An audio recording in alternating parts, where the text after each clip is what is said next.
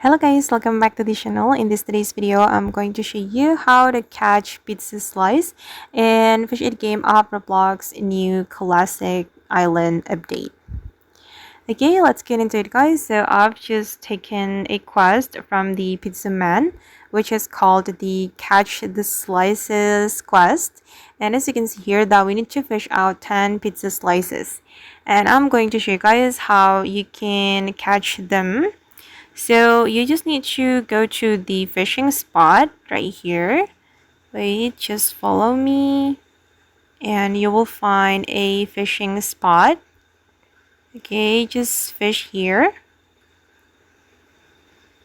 And I'm gonna fish here, okay? And I've already catched 3 pizza slices. Wait, I'm gonna show you my fish index. Okay, this is how the pizza slice looks like. It's a rare item, 1 in 400.